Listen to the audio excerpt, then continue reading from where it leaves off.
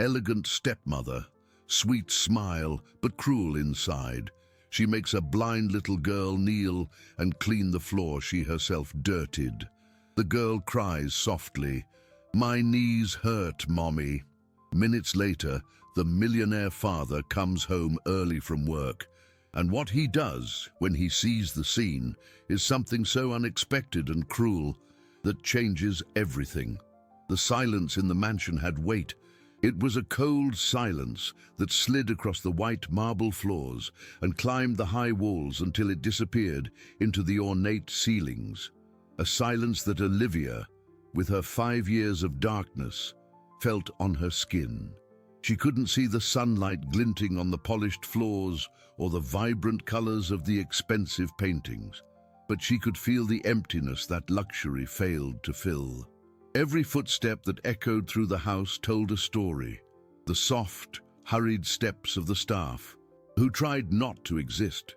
The heavy, distant steps of her father, who traveled so much that his presence had become a sonic memory, a promise that one day the echo would become an embrace. And then there were the steps of Veronica, her stepmother. They were firm, measured, the sound of expensive heels that seemed to pierce the stillness, announcing a presence that made the air grow thick.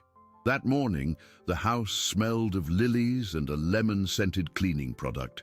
Olivia was sitting on the plush rug in her room, her fingers tracing the outline of a stuffed star. She liked to feel the world's shapes, to build in her mind what her eyes could not give her. For her, love had the texture of velvet, and longing, the cold of a window pane in winter. In the main living room, Veronica looked at her own reflection in the large, gilt-framed mirror.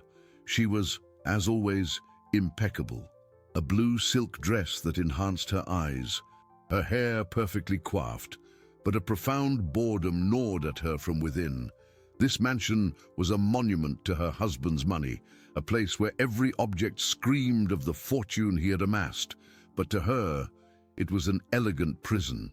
Her gaze fell upon a lone crystal goblet on the coffee table, filled with dark grape juice. A subtle, almost invisible smile curved her lips. She walked toward it, her heels making a sharp, decisive sound on the marble. With a movement that seemed perfectly accidental, her hip brushed against the table. The goblet tipped, and the purple liquid spilled across the white floor like an ink blot, shattering the room's monochromatic perfection. For a moment, she just watched the dark puddle, satisfied.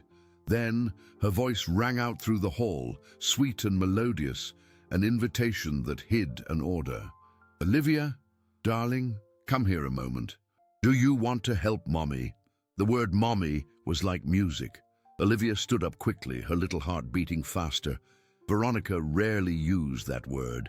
It was usually the girl, or simply Olivia. Maybe today was a good day. Leaving the star on the floor, she followed the sound of the voice, her small hands sliding gently along the wall to guide her. Her smile was pure, a light that didn't depend on sight. "I'm here," she said, her soft voice echoing in the vastness of the room. "What is it?" Veronica knelt before her, her expensive perfume enveloping the little girl. "Mommy made a mess, my angel. Will you help me clean it up?" Happiness flooded Olivia. To help, to be useful. It was all she wanted most. "I'll help. Where's the cloth?" Veronica took the child's delicate hand and guided it downward, toward the floor. "We don't need a cloth," she said, her voice still a velvety whisper. "We can clean it with our hands. It will be faster." Olivia's hand touched the cold, sticky liquid. A shiver ran through her. This didn't feel right. The sweet smell of grapes was strong, cloying. "With our hands?" she asked, uncertainty beginning to erase her smile. Veronica squeezed her shoulder lightly, a gesture that could have been encouragement but instead seemed to pin the girl in place. "Yes, darling. Start cleaning. I want to see what a good helper you are." The woman then stood, taking a few steps back. On her feet, she crossed her arms, her expression becoming perfectly neutral, and watched the small figure in a light-colored dress kneeling on the floor, her hands submerged in the dark stain, trying futilely to scrub the cold marble. The silence returned, heavier than ever, broken only by the soft, wet sound of Olivia's small hands moving in circles over the mess. Olivia's hands were still sticky, even after washing them 3 times. The sweet smell of grape juice seemed to have seeped into her skin, a cold memory of the marble and the long, silent humiliation. She curled up on her bed, hugging the stuffed star tightly, as if the object could absorb the confusion she felt. She didn't understand what she had done wrong. She had tried to help, but Veronica's vacant stare as she watched her scrub the floor had made her feel small, inadequate.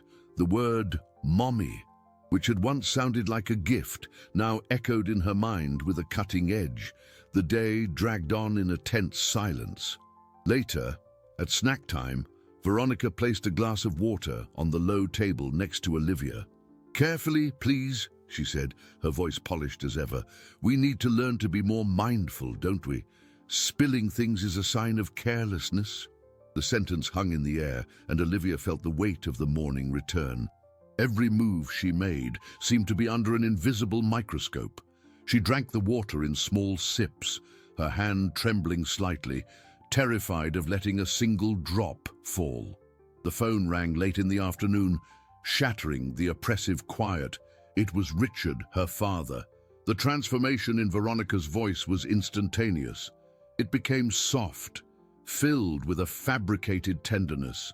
"My love, what a wonderful surprise. How's business?" On the other end of the line, in a glass office overlooking a foreign city, Richard smiled, weary, hectic as always. "I closed that investment deal I told you about. An excellent return. It'll boost our net worth considerably." He stared at stock charts and dividend projections, the real world reduced to numbers that secured the future.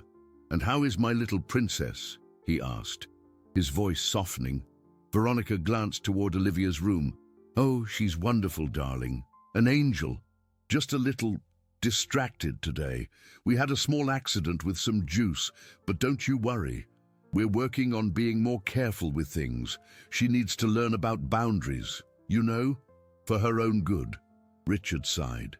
He felt a pang of guilt for his absence, but Veronica's words reassured him. He didn't understand children, but he understood management, and Veronica seemed to be an excellent manager of the home. "You're right. Do what you have to do. Give her a kiss for me. I have to go. Another meeting. Love you." He hung up, his mind already on the next deal, on the expansion of his fortune in dollars and euros, convinced he was doing what was best for his family. Olivia didn't hear the words, but she felt the shift in the atmosphere when the call ended. The air grew colder again. The fear of making a mistake grew inside her like a thorny weed. "I have to be perfect," she thought.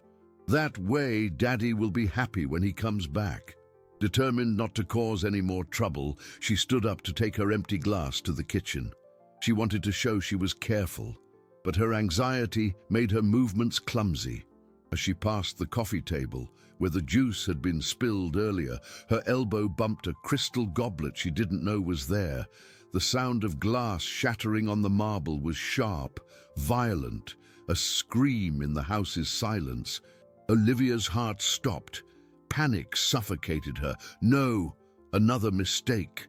Again. She heard Veronica's firm steps approaching, quick and precise, desperate to hide the evidence of her failure, to not be a burden. She knelt and began gathering the shards with trembling hands. A sharp piece sliced into the palm of her hand. The pain was acute, but she made no sound. Blood began to well up, warm and thick, but her only thought was to hide the disaster. She hid her injured hand behind her back the exact moment Veronica's shadow fell over her. "What have you done now, Olivia?" Her stepmother's voice sounded above her, not with anger, but with a cold, disappointed control. I'm sorry," Olivia stammered, her voice a trembling thread. She clutched her wounded hand with the other, trying to contain the pain and the blood she felt trickling through her fingers. The metallic scent mixed with Veronica's perfume, creating a nauseating aroma of luxury and injury. The stepmother let out a long, weary sigh, a sound that said more than any scream. It wasn't anger, it was annoyance. It was the sound of someone dealing with a persistent inconvenience. "You're always sorry, Olivia. The problem is, being sorry doesn't fix things. Show me your hands." The command was given in a low, almost casual tone, but it carried an unquestionable authority. The girl hesitated, her entire body paralyzed with fear. Veronica knelt in front of her and, with a firmness that allowed no refusal, took Olivia's wrist and opened her hand. The cut was small but deep, and blood stained the pale skin. Veronica's gaze showed not a flicker of concern for the child, only a cold irritation at the new mess. "Wonderful. On top of the broken crystal, now we have blood on the marble. Just look at the trouble you cause." She dropped the girl's hand dismissively and stood up. "Sit on the sofa and don't touch anything, absolutely nothing."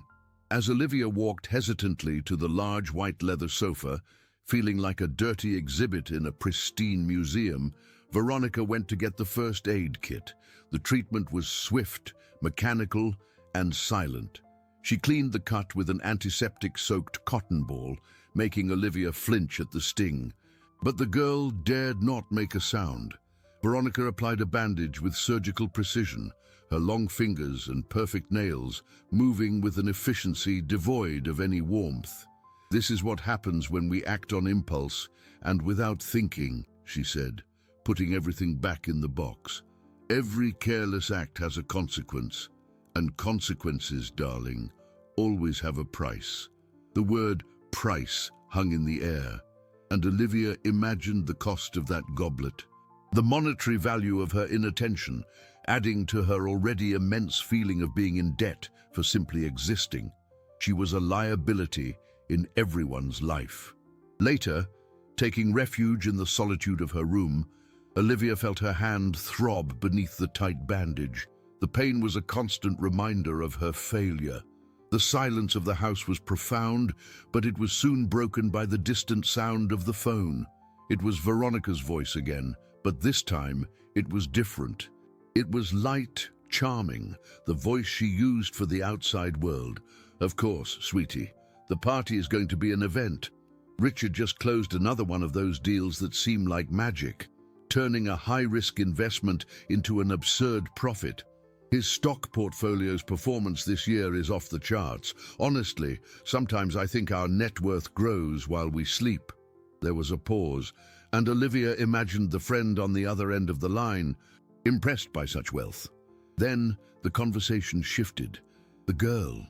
"Oh, she's here in a transitional phase. It requires a firm hand, you understand. Richard, with that artist's soul of his, thinks affection solves everything. But the world doesn't work that way. Discipline is what shapes, what prepares. It's a process that requires patience." Veronica's voice lowered slightly, becoming more intimate, more conspiratorial. Olivia held her breath, her heart hammering against her ribs. She huddled closer to the door, her ear pressed against the cold wood, and it was then that she heard the sentence that froze her soul.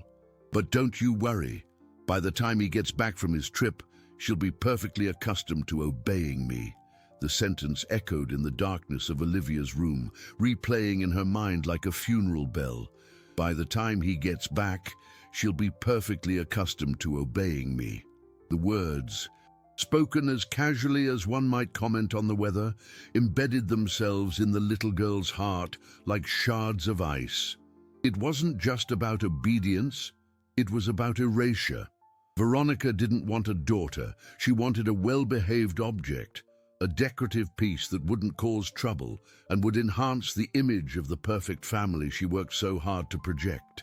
In that instant, a new, deeper fear took root in Olivia. It was no longer just the fear of making a mistake or being a burden. It was the fear that if she couldn't become the perfect girl Veronica expected, her father's love, the only anchor in her uncertain world, might disappear. She believed, with the desperate logic of a child, that her place in that house, perhaps even in her father's heart, depended on her ability to mold herself, to become invisible, to obey without question. Richard's return was no longer a promise of relief, but a deadline.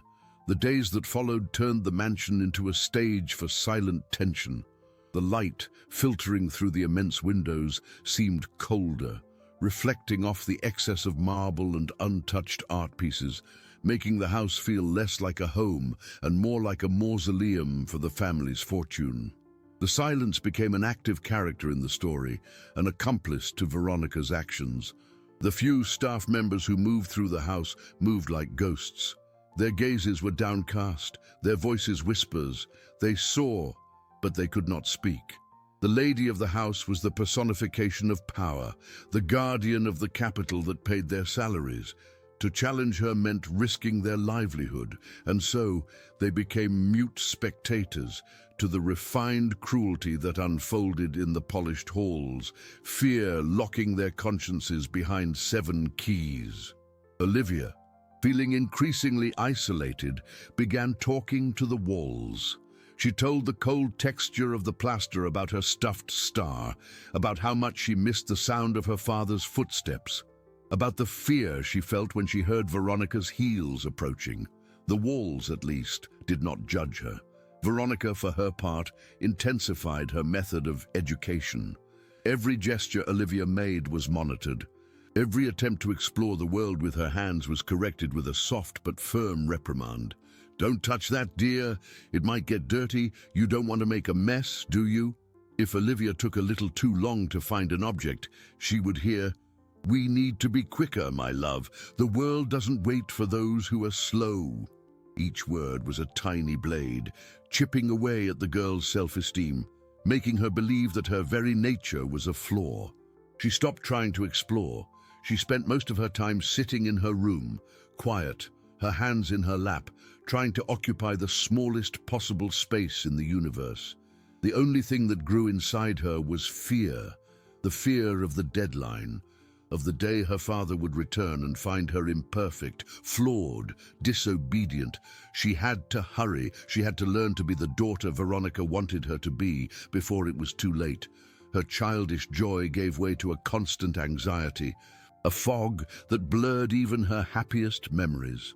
Her only hope was her father's voice on the phone, a thin thread of warmth in her increasingly cold world.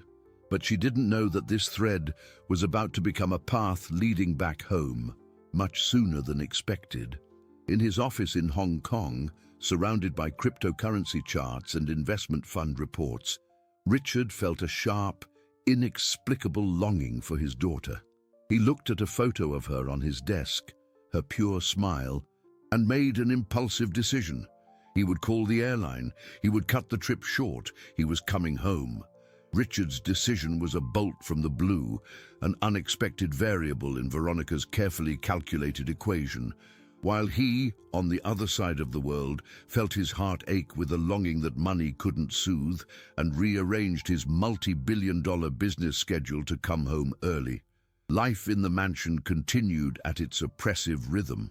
The audience, now aware of the father's imminent arrival, would watch each scene with a new layer of suspense. The countdown had begun, but only one side of the story knew it. Veronica, oblivious to the change of plans, felt her patience wearing thin. Olivia, in her desperate attempt to be perfect, had become even more withdrawn and hesitant, which her stepmother interpreted as a silent challenge, a passive-aggressive stubbornness. The girl wasn't becoming the obedient child she wanted. She was becoming a ghost in her own home. This irritated Veronica deeply. The image she wanted to build, that of a competent mother who had tamed the difficult child, was being sabotaged by the girl's own sadness. That morning, Veronica decided it was time for a more assertive lesson in obedience, something that would finally break that silent resistance. She needed a clear demonstration of cause and effect, a memory that would embed itself in Olivia's mind and make her understand, once and for all, who was in charge. The plan was simple and cruel, a repetition of the first act, but with a much heavier emotional charge. She would wait for the right moment, an instant of apparent tranquility, to create chaos and then blame the girl for it. The stage would be the grand living room, the same setting as the first humiliation. It was the heart of the house, the space that most impressed visitors, the showroom of the family's wealth and taste. A stain there would be a direct offense to the perfection she so cherished, and the punishment would therefore carry a greater symbolic weight.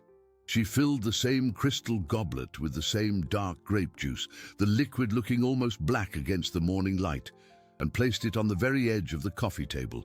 It was a trap waiting to be sprung. Meanwhile, thousands of miles away, Richard's private jet was landing. The sound of the engines winding down was the sound of time accelerating.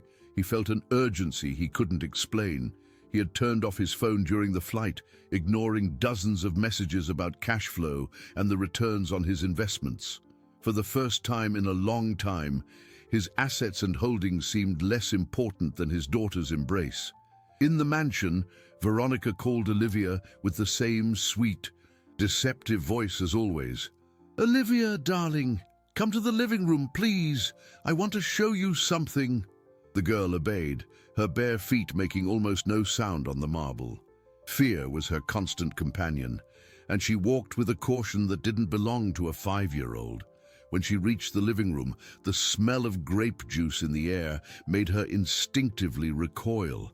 Her body remembered the cold of the floor and the sticky sensation on her hands. Veronica smiled. "Don't be afraid, just stand here for a moment." With a rehearsed movement, she turned and, once again, her body brushed against the coffee table. The sound of the liquid splashing onto the floor echoed in the silence, a sound that for Olivia was the prelude to shame. The girl trembled, her entire body tensing in anticipation. "Oh no, look what you made me do," Veronica said, her voice laced with false disappointment. "You distracted me. Now, clean it up. Clean it properly. Your father likes the house to be clean." That last phrase was the final sentence. Olivia, silent tears streaming down her face, knelt. Her light-colored little dress began to soak up the dark stain. Her trembling hand, still bearing the scar from the glass shard, searched the floor for a cloth that wasn't there. She didn't know that, at that exact moment, the front door was opening silently, and the figure of her father was materializing in the entrance hall. The sound Richard heard as he entered was not of voices or music, but the soft, wet sound of a small hand scrubbing the floor. He stopped in the doorway, his leather briefcase still in hand, his eyes adjusting to the cold light pouring through the living room windows, and then he saw it. The scene seemed frozen in time, a cruel and surreal painting. His daughter, his little Olivia, was on her knees on the white marble, her light dress stained by a dark puddle. Her head was bowed, her shoulders slumped, her small hands moving in a desperate gesture of cleaning. And, a few feet away, stood Veronica, arms crossed, observing the scene with a terrifying calm, like a statue of ice. Time seemed to stop. The air in the room grew thick, heavy, charged with the electricity of an inevitable confrontation. Richard didn't scream. There was no explosion of rage. What took hold of him was a sharp, cutting cold, a devastating clarity that turned his longing into a sharp pain in his chest. The world of business, of fortune, of the net worth he spent his life building to protect her, crumbled in that instant, revealing how little protection it truly offered. His gaze met Veronica's. She went pale, the shock of his early arrival shattering her facade of control. The smile she tried to form died on her lips. She opened her mouth to speak, to explain, to twist the scene into a misunderstanding, but his voice cut her off, low and lethal. "What is going on here?" The question was not a request for information. It was a verdict. His voice, usually calm and measured, had a steel edge she had never heard before. But it wasn't Veronica who answered. It was Olivia. Hearing her father's voice, the little girl lifted her head. Her face streaked with silent tears and grape juice. A mixture of relief and panic washed over her. He was here, but he saw her weak, clumsy, dirty. She had failed in her mission to be perfect. With a voice choked by a sob she was holding back, she said the words that broke Richard's heart into 1,000 pieces. "I'm cleaning it up so you won't be mad." That innocent confession was more devastating than any accusation.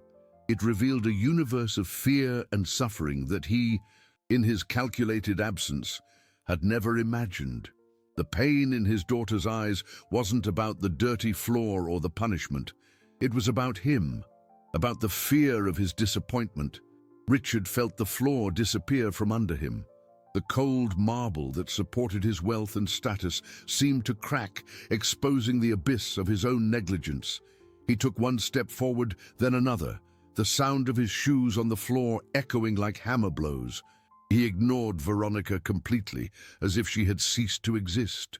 He knelt in front of Olivia, not caring that he was soiling his expensive suit in the sticky liquid. With a gentleness that contrasted with the fury he felt, he took his daughter's dirty little hands and held them between his own.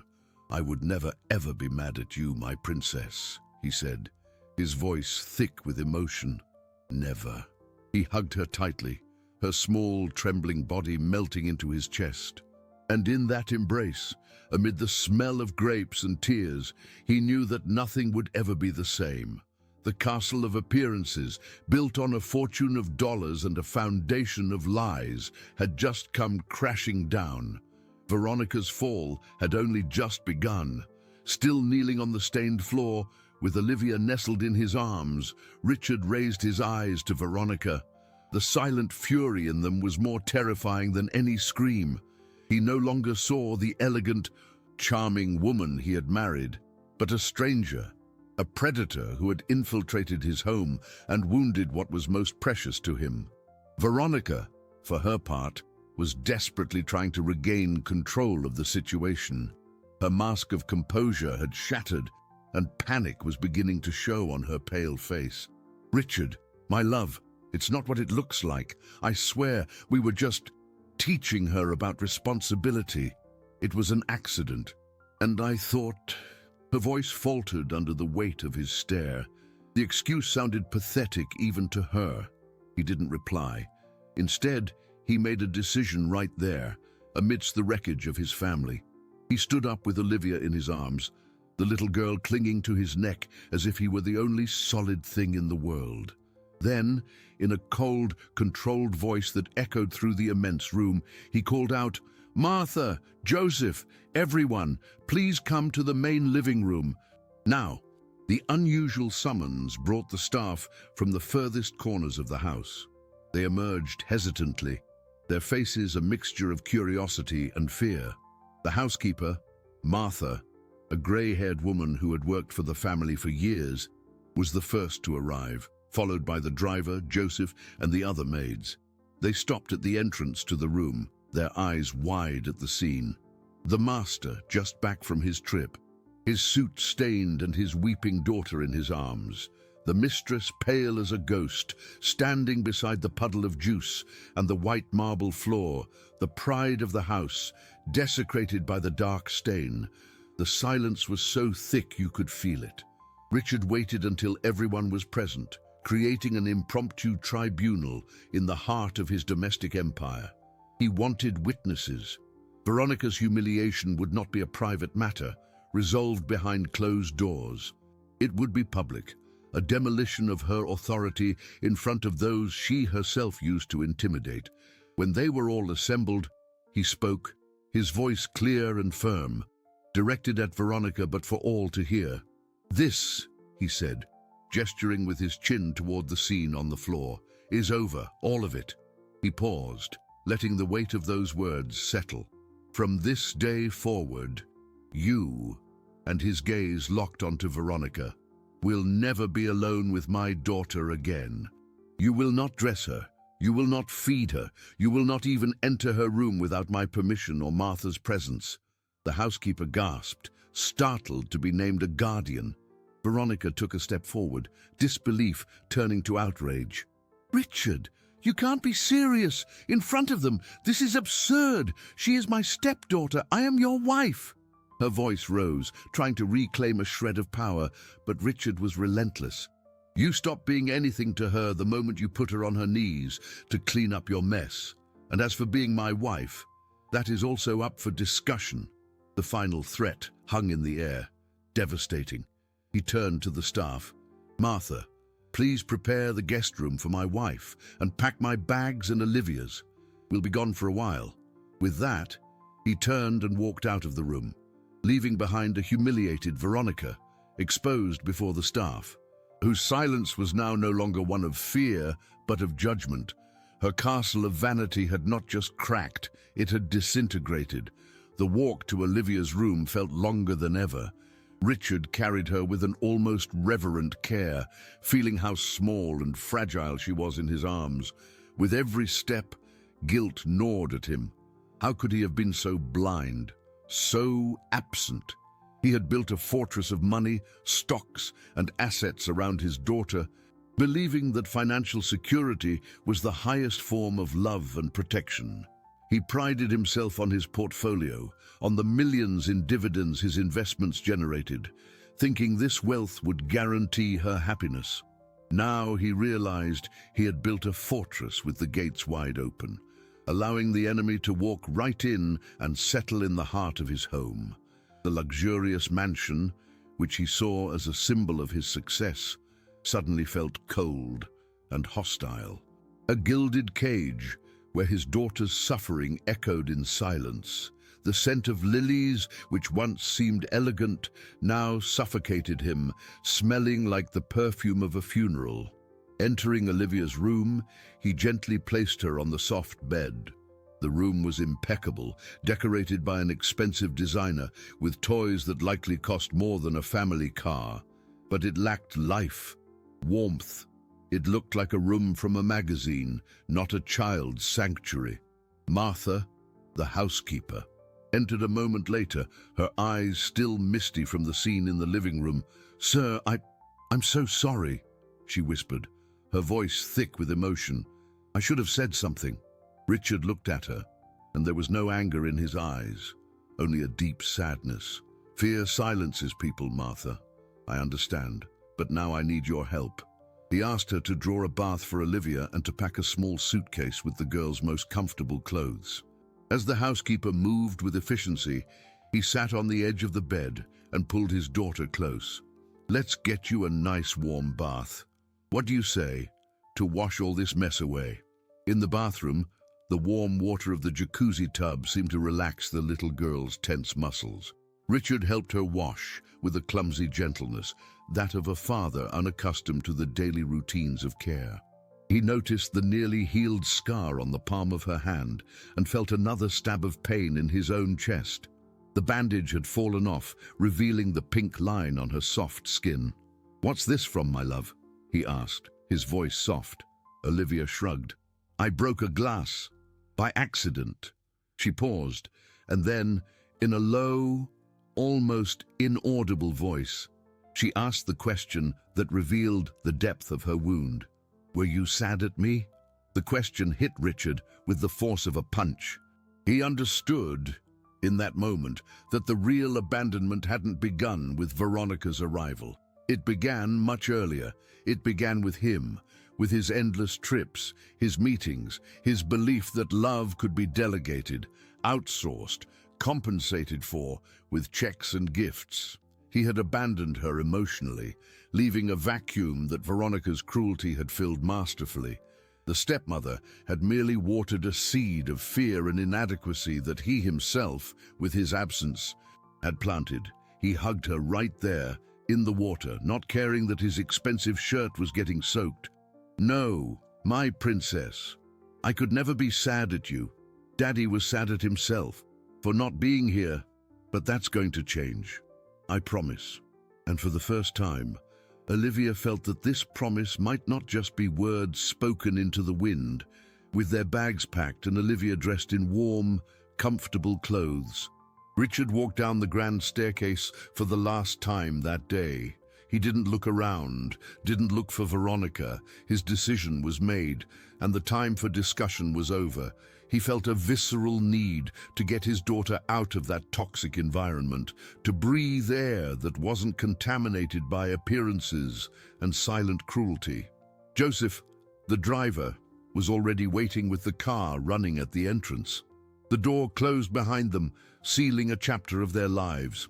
As the car pulled away through the imposing gates, the mansion, with its cold lights and gleaming marble, shrank in the rearview mirror, looking like a monument to a colossal mistake. Richard gave Joseph no directions. He just drove. He drove away from the wealthy neighborhood, away from the world of business, of cash flow, and the high yields of his investment funds. He drove toward the past. Hours later, the smell of salt air began to fill the car. The sound of waves crashing on the shore replaced the city noise. He parked in front of a small, simple house made of white-painted wood with a porch that looked directly out onto the sand. It was the house where he had lived with his first wife, Olivia's mother, before the fortune arrived and changed everything. It was a place he had avoided for years, a sanctuary of memories that were at once too sweet and too painful to revisit. But now, he felt it was the only place in the world where they could heal. As he lifted Olivia from the car to carry her inside, she seemed to sense the change in the air. "Where are we, Daddy?" she asked, her curious little face turned toward the sound of the sea. "We're in a safe place, my love, a place where the houses speak more softly." The house was the opposite of the mansion. Dust coated the old furniture, and the air was thick with the scent of wood and salt. But there was an honesty to it, a calming simplicity. The echoes of their footsteps were not cold and long-like on marble, but short and muffled on the wooden floorboards. Olivia seemed to feel it immediately. She slid down from her father's arms and began to explore the small space with a freedom he hadn't seen in her for a long time. Her hands slid over the rough walls, the wicker furniture, the thick fabric of an old sofa. She was smiling, a genuine smile, one not haunted by the fear of breaking or soiling something.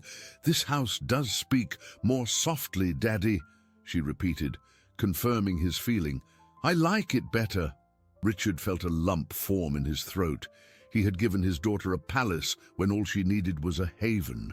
That night, they ate sandwiches sitting on the living room floor, lit only by the moonlight coming through the window. For the first time in years, Richard didn't think about stocks, dollars, or his net worth. He thought only of the sound of his daughter's breathing as she slept beside him, and the immense journey ahead to rebuild what had been broken. And it was here, in this dusty, forgotten house, that the real rebuilding would begin, by unearthing secrets he himself had tried so hard to keep buried.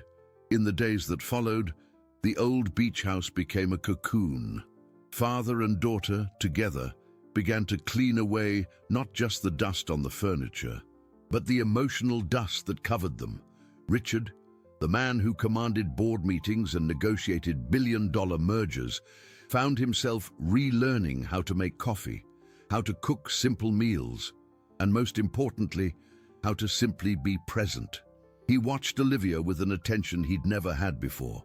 He noticed how the sunlight, which she couldn't see, seemed to warm her face and draw out her smiles, how she talked to the shells they found on the beach, giving them names and personalities, how the absence of high heels echoing in hallways made her walk more confidently, her bare feet leaving prints in the sand and on the wooden floors. The little girl, in turn, blossomed with each passing day. The tension in her shoulders disappeared, her voice grew louder and clearer, and she began to ask questions about everything, a curiosity that Veronica's oppression had suffocated. One afternoon, while looking for old sheets in a wooden chest in the attic, Richard found more than he was looking for. Tucked beneath a pile of mothball-scented blankets was a small, rusted metal box. He recognized it immediately. It had belonged to Helen, his first wife, Olivia's mother. His heart quickened. He had never had the courage to open that box after she left. It had been easier to create a simple, clean narrative. She had walked out, unable to handle the pressure and the new life of wealth he was building.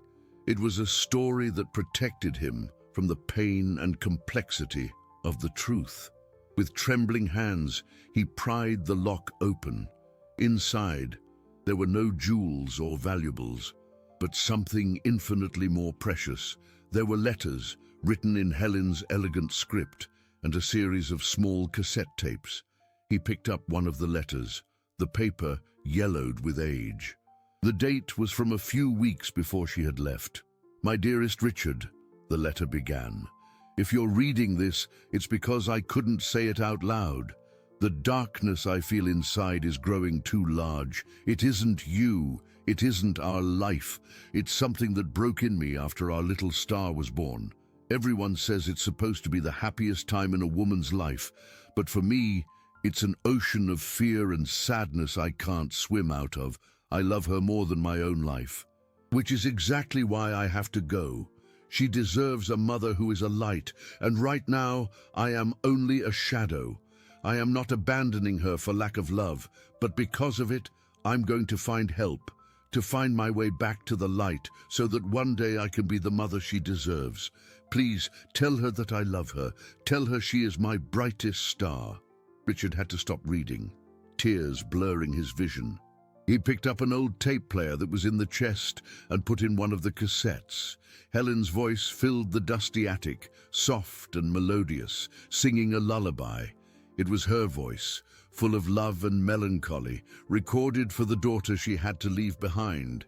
He had erased that history, not to protect Olivia, but to protect himself from the pain of his own failure to see her suffering.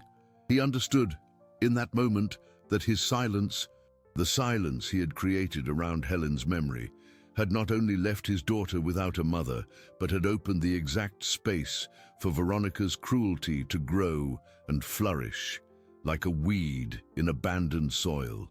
The revelation fell on Richard with the weight of an avalanche. Every letter he read, every tape he listened to, dismantled the simplistic narrative he had built for himself. Helen hadn't left out of a lack of love or weakness. She had left because of an illness, a devastating postpartum depression that had consumed her and which he, immersed in his rise in the business world and the accumulation of capital, had been unable to see. He remembered his irritation, his impatience with her sadness, which he had interpreted as ingratitude. How could she be sad when he was giving them the world? Now, her words, preserved on yellowed paper, showed the depth of her pain and her love. She hadn't run from her daughter. She had run from herself to heal so that one day she could return whole.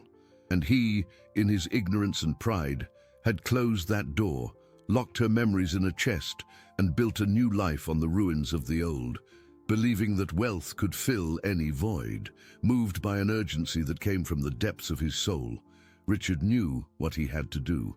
It was no longer just about protecting Olivia from Veronica. It was about giving Olivia back a part of her history, a part of her identity that had been stolen from her. With the help of a private investigator, one of the best his money could buy, he began to search for Helen. It wasn't an easy search. She had deliberately removed herself, changing her name, cutting ties with the past so as not to be a burden, as she explained in one of her letters. But Richard's reach was vast, his resources nearly limitless. Within days, the investigator found a trail. Helen, now using her maiden name, was living in a small town in the countryside, hundreds of miles away.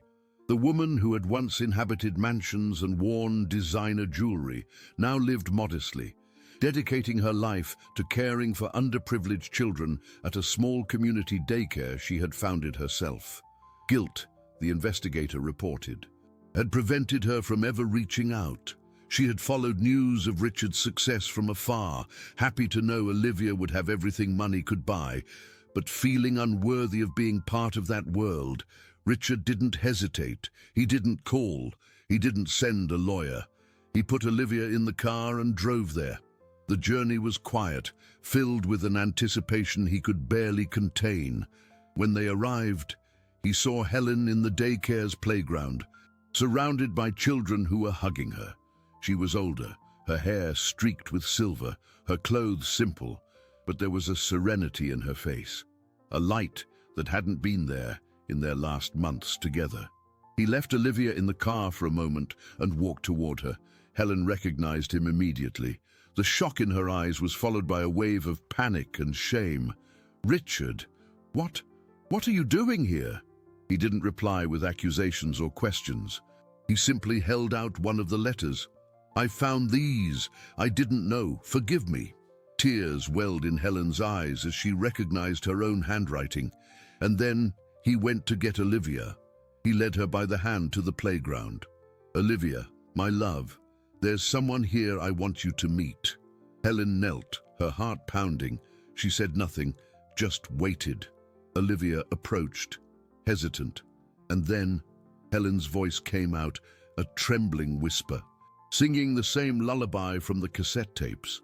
Olivia's body went still. It was a melody she didn't know, but that her soul recognized. She reached out her small hand and touched Helen's face, a gesture of recognition that transcended sight. "Who are you?" the little girl asked, her voice full of childish awe. "Your voice is the music in my room." And before Helen could answer, Olivia asked, "Are you my real mommy?" Helen hugged her, crying openly for the first time in years. "I always have been my child. I just haven't been here." The reunion in the daycare playground was not an explosion of dramatic emotions, but a quiet, profound recognition, like two banks of a river finally meeting after a long bend. For Olivia, Helen's voice was the missing piece of a puzzle she didn't even know she was solving. It was the melody that soothed her from the tapes her father now played every night. A sonic presence that filled the voids the mansion's silence had created. For Helen, touching her daughter's face, feeling the warmth of her skin, was like breathing again after years of being submerged. The guilt was still there, but the love, now palpable and real, was infinitely greater. Richard watched from a short distance, feeling at once like an intruder and the architect of that moment. He understood that his journey of reparation was just beginning, and that the next step required more than emotional gestures. It demanded concrete, definitive action. Upon returning to the city, he didn't go back to the beach house. He returned to the world he knew, but with a new purpose. The first call was to his lawyers. The instructions were clear and incisive. He wanted a divorce from Veronica, and he wanted to ensure she could never get near Olivia again. This wasn't about revenge, about a financial retaliation to destroy her net worth, though he had the resources for that, with assets spread across tax havens and a fortune in cryptocurrency most people didn't even understand. The goal was justice. It was to create an insurmountable legal barrier to protect his daughter. The legal team, accustomed to handling hostile takeovers on the stock market, applied the same ruthless strategy to the case. They gathered the silent testimonies of the staff who, now feeling safe under Richard's protection, reported the pattern of emotional abuse. They presented Richard's unilateral decision to remove his daughter from the home as proof of the breach of trust. Veronica, faced with the prospect of a public scandal that would shatter the image of the perfect wife and mother she had so carefully cultivated, had no choice but to concede. She lost the status, the name, the access to the vast wealth. Her castle of appearances, already cracked, was demolished, and she was exposed not as a victim, but as the architect of her own downfall. The power she wielded through fear and control dissolved into nothing. While the lawyers fought the legal battle, Richard fought an internal one. He began to restructure his life. He sold his majority stake in one of his companies, freeing up an enormous amount of capital, not to reinvest, but to buy something far more valuable: time. He delegated responsibilities, cancelled trips, and began working from home, transforming a wing of the mansion into his new office. The house, once cold and impersonal, began to change. He learned to guide Olivia not with the abrupt, hurried touch of someone always running late, but with his voice, describing the world around her, turning the environment into a soundscape. Helen started to become part of their routine, gradually.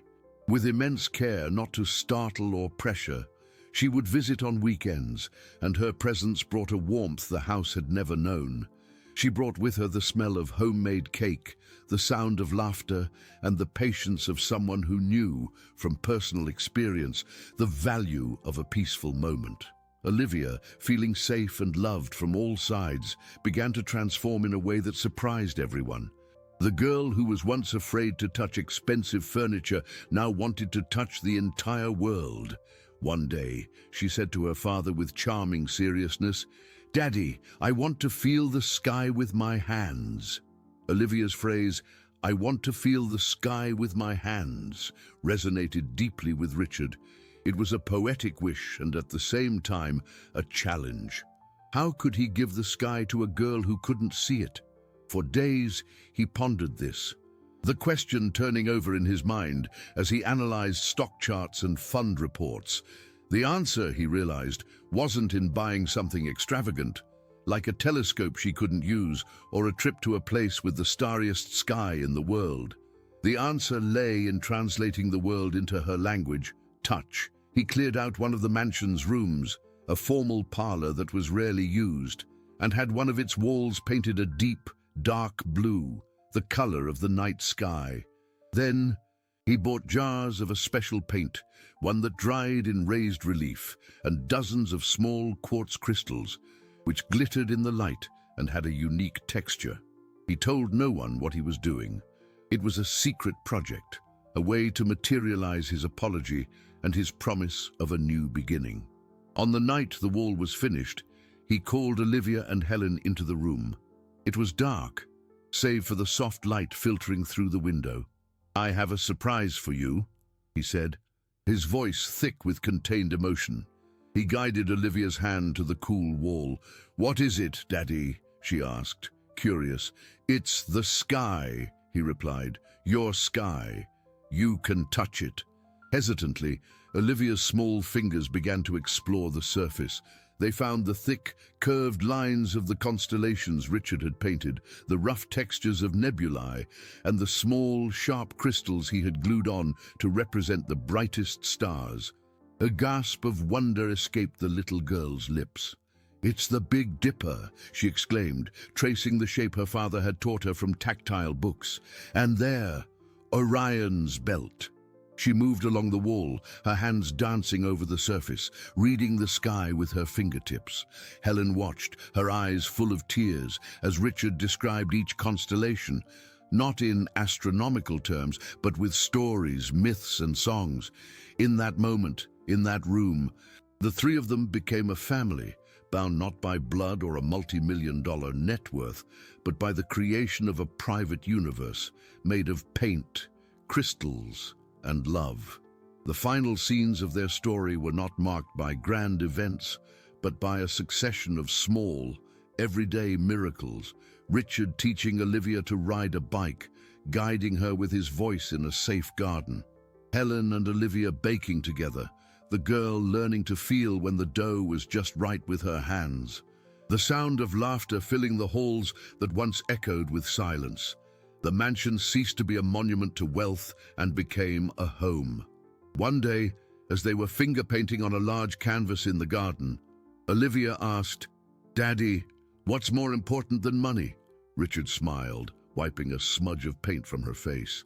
"Staying, my princess. The most important thing in the world is staying."